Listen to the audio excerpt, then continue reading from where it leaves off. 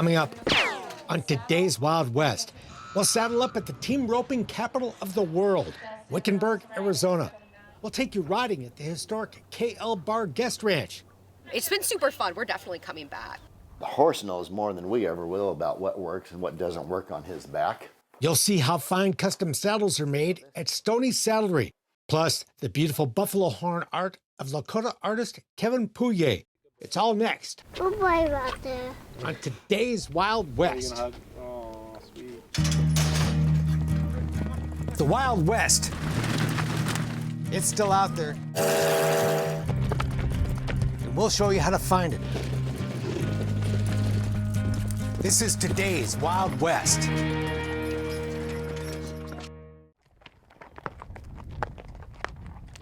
Horseback, immersed in the timeless beauty of the Sonoran Desert. Outside Wickenburg, Arizona. You look the right way, it probably doesn't look a whole lot different than when Geronimo was here. Isn't that amazing? It's a harsh and rugged land. It's a lethal beauty. You know this place could kill you. Yet teeming with life, most notably those magnificent, towering, and somewhat mysterious saguaro cactus that have stood watch over this sun-baked land for countless generations. Interesting critters, aren't they? They are, you know, when you see those ribs on them, Mark, those ribs are so they don't get when a heavy stiff wind comes in, they don't get a hit straight. Them ribs will cut that wind up and actually shoot it up in the air. Oh, really? Vortex. And on a windy day, when you get close to one of them, you can hear them hum. This soothing escape in the saddle is courtesy of the KL Bar Guest Ranch, a place that doesn't look much different than it did 100 years ago. This is just gorgeous. I love it out here. Yeah. A ranch that 21st century guests are rediscovering, often for the very first time. Breakfast bell rings, you know, it's time to eat. Come and you sit down and you talk with everybody, people you never met. I enjoy it. This is a first Dude Ranch experience. Yeah, how's it going? It's fun, really fun. It's probably what people imagine when they think about a dude ranch.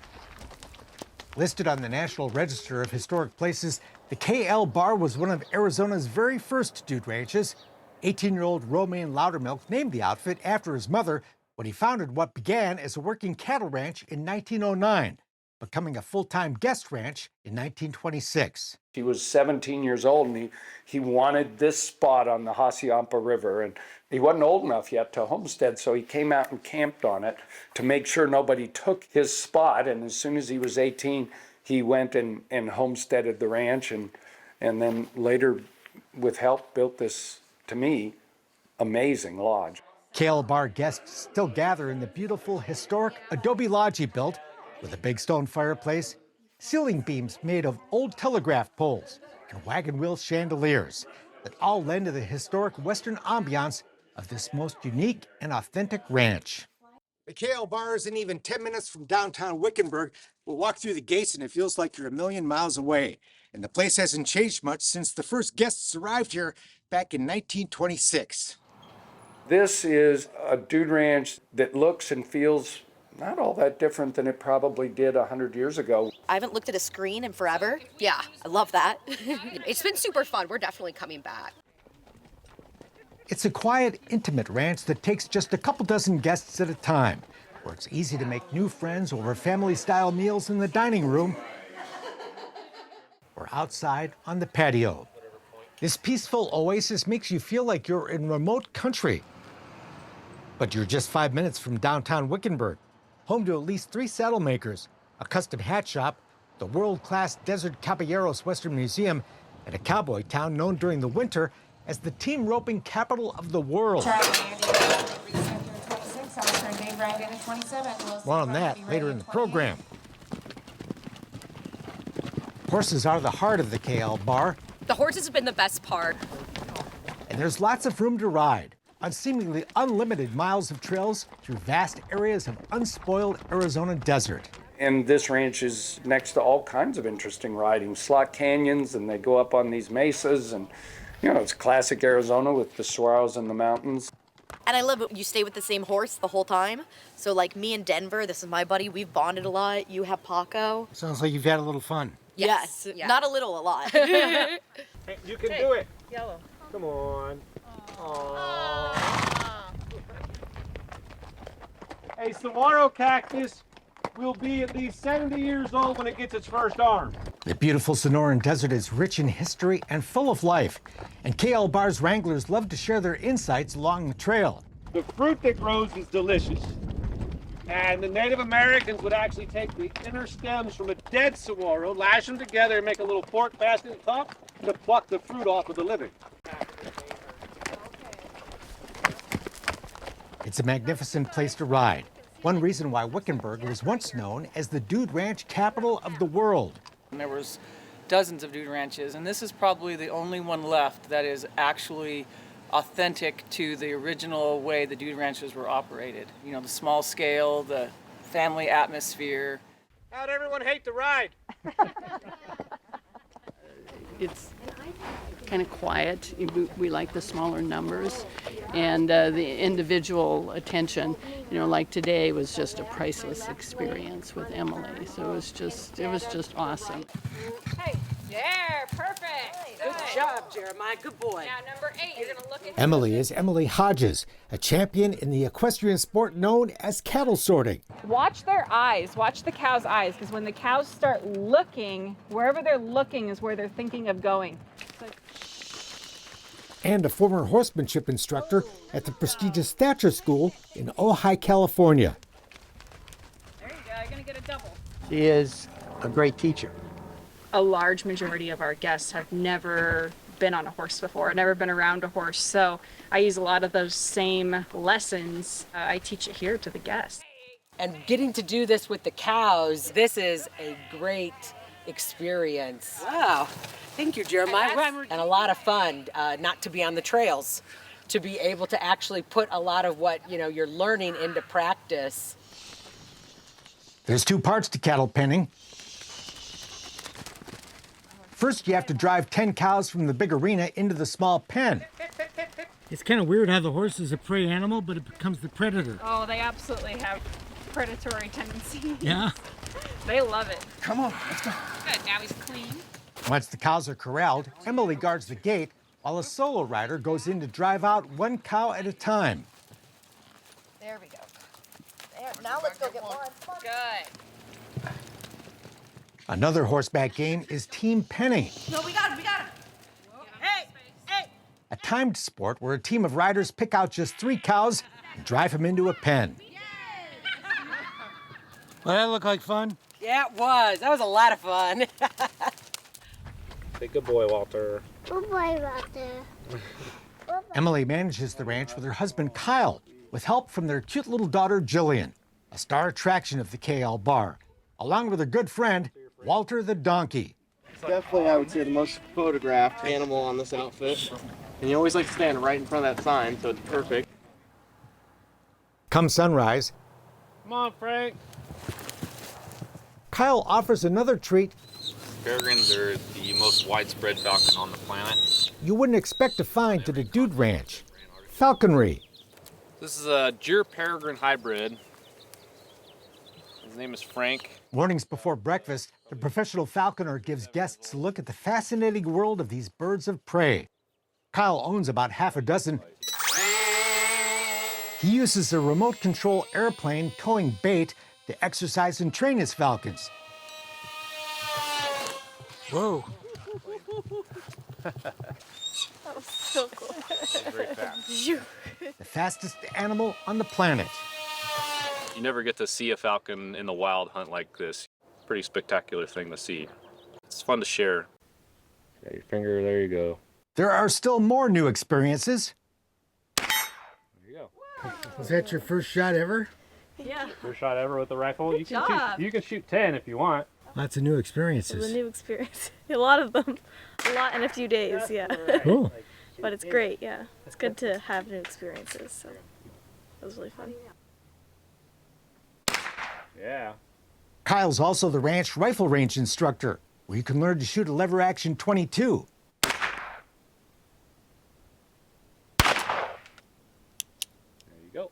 cowboy-style pistol, Pull.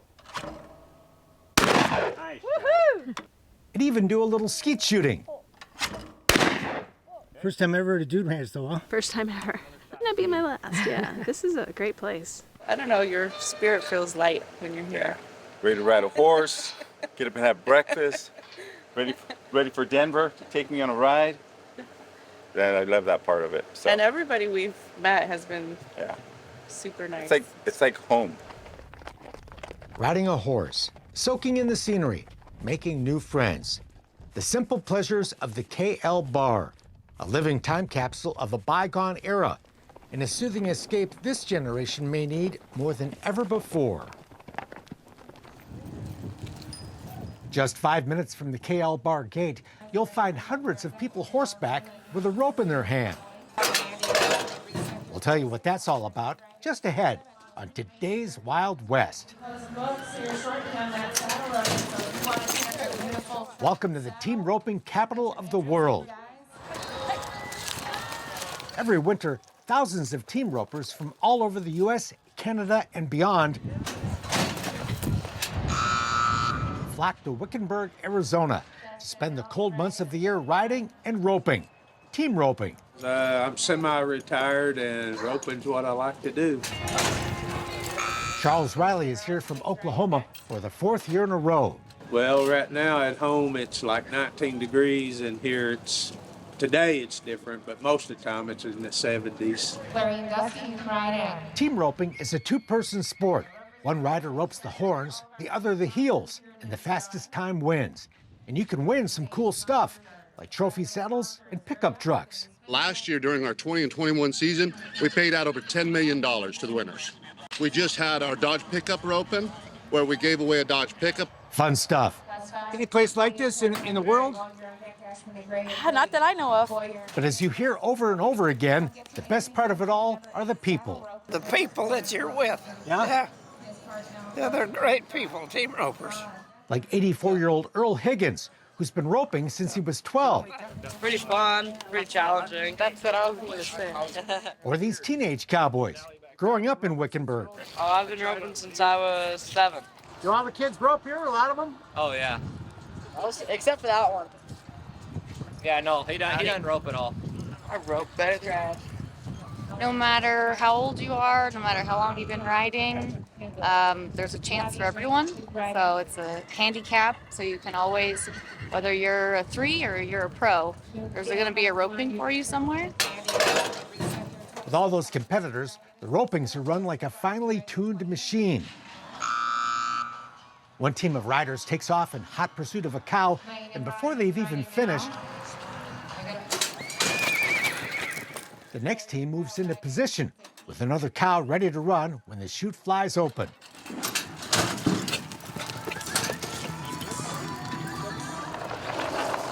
All this action is happening at Rancho Rio, a 55-acre complex that's home to 2 big arenas, an RV park, 400 horse stalls, and much more.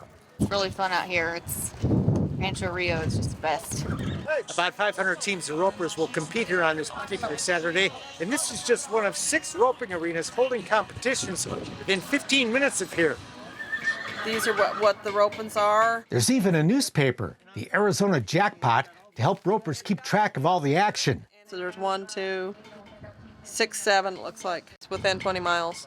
Everybody loves it here. Rancho Rio is like its own little town where you can get a haircut. We sell purses, t-shirts, sweatshirts, and tons of jewelry. Do a little shopping. I like the atmosphere and the camaraderie. Or visit with Jeannie Benson, here from Montana for the winter with her Pony Express collection. It's just a different type of person. They're real genuine, real honest. It's not just a sport, it's more of a lifestyle for the people that are here. Basically, team roping here, both weather and people came together. This all got started kind of organically. So in Wickenburg, it's been going on for several years where people were coming here, they were spending their winters, bringing their horses, and they were roping. Rancho Rio was built in 2013, home base of the National Team Roping Tour. But roping in this part of Arizona got started long before that. The first occupation in this town was a roper, guy trying to catch a wild horse And then when he caught a horse, then he'd go catch wild cattle. Right here in Wickenburg. That was 150 years ago. It's a good place to be. And from the looks of this crowd, they'll be roping for many years to come. If you want to be a team roper, you need a good saddle. The horse knows more than we ever will about what works and what doesn't work on his back. Like a custom saddle from Stoney Saddlery in Wickenburg. 14-inch seat one. You'll meet the man who builds them just ahead. And you can see how this is. I'm putting a new horn on this saddle. Welcome to Stoney Saddlery in downtown Wickenburg. And I started building saddles in the mid-70s. Today, Jim Stone has quite the reputation in the custom saddle world. So now, how long should it take to make an average saddle? Understood. You don't make average saddles. Never have. I have a lot of saddles that's been up there to the NFR in Vegas, and barrel racing and team roping and bulldogging. This is your back housing that fits on here. So when it's done, this gives you a little bit more of an idea. I've got to take this pattern now and apply it up here onto the swells. He has a 2-year waiting list for orders, even though his basic custom saddle, similar to this one, starts at $5,000. This is just a nice little ranch type saddle. And by looking at the photos of his work, there's my 1,000 saddle. It's clear he's not known for making basic saddles. This is 1,000. This is my steer roping saddle. So this is a little barrel racing saddle. Back in the 1970s, Jim knew nothing about building saddles. He was a ranch hand. Do a little bit like this for you to show it. And we were doing corn harvest and it's colder than heck and it was old trucks with no doors and freezing my butt off. I had a friend whose dad was a shop foreman in West Palm Beach, Florida. He said, well, come on down here, I'll get you a job. And went to work in a saddle shop and been doing it ever since. This is a little 14-inch seat one. Tired of working outside in the freezing cold winters of Washington State, his saddle-making journey took him to other parts of the country. Learn a lot of different ways in different places and different regions. New Mexico, Arizona, and Texas. I was in Texas for a long time, made a lot of cutting saddles down there. And always learning along the way. And that gives you what I call a toolbox. Like anything else, the more tools you have in your toolbox, the more things that you can do and do them very well. But a pad goes in here like this, and then we're going to have a piece of exotic leather that will fit over this. And it's just a really neat, sharp look. But his best teacher have been the horses he rides, as a top competitor in the rodeo sport of steer roping. That's the holy grail on how to make it, not how somebody taught you, not how you learned. It's how your horse and your event that you're doing teaches you what works and what doesn't work. And I've taken that to heart and try to learn off of that. The horse knows more than we ever will about what works and what doesn't work on his back. Building a saddle starts with a good foundation, what's known as a tree. This is your frame.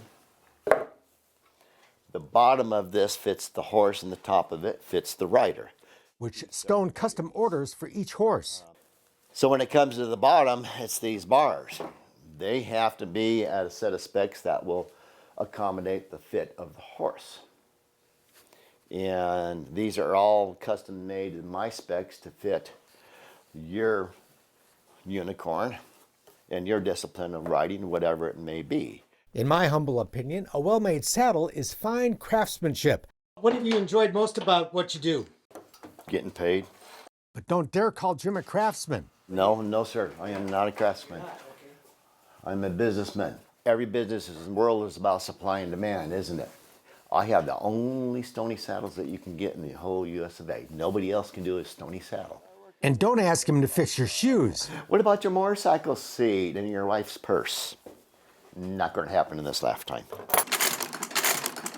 He will repair your saddle and fix other horse gear. How old is the sewing machine? Do not know. Do not care. It's like a hammer. As long as it pounds in the mail, it's a really, really good thing. Repair is like owning a tire shop. Please. You just kind of ambush people, don't you? Yes, she does. You make your money selling tires, but you still have to fix the flats. But it builds up good loyalty. You do a good job on that at a good price, and they're going to come back for more. Steers are coming out of the 3-turn chute this morning. And with the many affluent team ropers who flock to Wickenburg for the winter, I can go out and look at their horses if they want. I do a ton of that here. he's in the perfect place to meet people in the market and with the means to buy a custom saddle. They spent their whole life getting by. Now they want to enjoy the fruits of their labors. So they want some nicer things. And that's one of the reasons I have the apparel and clothing and the tech that I have. It's nicer stuff. You'll find some very nice Western merchandise in the front half of his store, like high-quality Western clothing, Western outfits for the grandkids, and other Western goodies. Your sheepskin, it should be good and free-flowing. You should never have knots in it. But what keeps the door open is the reputation of this self-described businessman. The saddles I made 10 years ago aren't as good as they are now. Who's very good at the business of making saddles. And hopefully 10 years from now, they'll be better yet. It's like my ancestors were the buffalo gave so that they could live. Up next, the amazing buffalo horn art of Lakota artist Kevin Pouillet. The American bison, better known as the buffalo. The vast herds that once roamed the West were the foundation of the way of life for the Cheyenne, Lakota, and other Plains Indian tribes. And for Lakota artist Kevin Pouillet, they still are. It's like my ancestors were the buffalo gave so that they could live. I really feel like that's what's happening today with me and my family. Pouillet transforms rugged buffalo horns into stunning works of art. Earrings, jewelry, belts, and ornately decorated horns and buffalo horn spoons. Atomic Lakota, and all the colors are inlaid stones and shells. Native people once used the buffalo horn for spoons and other items, and while Kevin is inspired by his Lakota heritage, like this piece featuring the Great Chief's sitting bull, his envelope-pushing work is anything but traditional. I'm not living in a teepee. I'm a contemporary 21st century Lakota man. And so I'm telling my own story. Kevin has quite a story. I was so lost. I was lost in alcohol and drug addictions where I just couldn't take it anymore and I had to quit or die, you know. And freed from addiction, he was about 30 when friends introduced him to the art of carving. They were carving with elk antlers, but he said, I'm doing this. Eventually do something of your own. And so I tried a piece of buffalo horn. And his now clear mind began focusing on his native heritage. I knew I was Lakota, but I didn't know really what that meant. I didn't grow up with those ways. Kevin began participating in Lakota ceremonies and making jewelry, selling his work at powwows and other events, and discovered his creations were an instant hit. I'd won a second place ribbon and won $200. And at that time, $200 was what it took me for a whole week of work in the factory.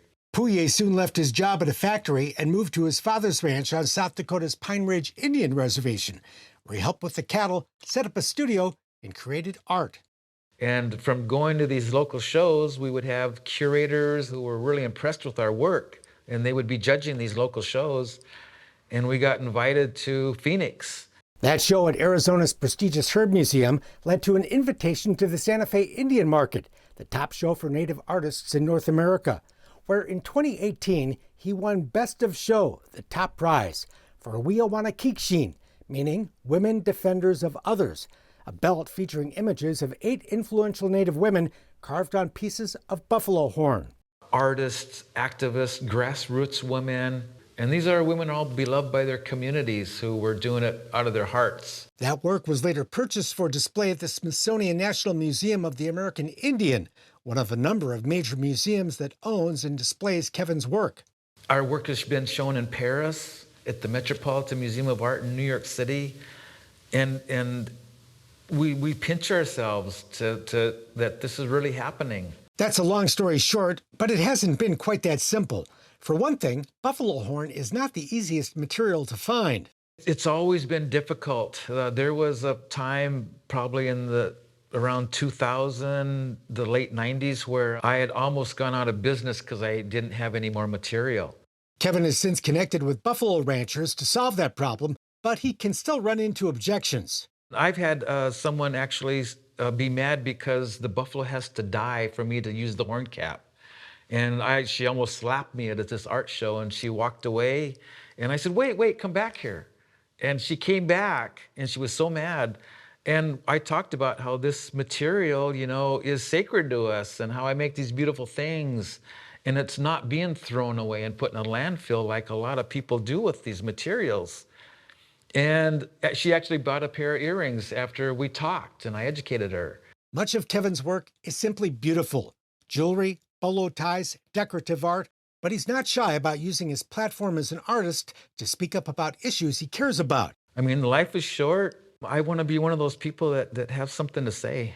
Like this piece he did on his so-called mixed blood ancestry of French and Lakota. One little girl asked me, she said, "How does that make you feel?"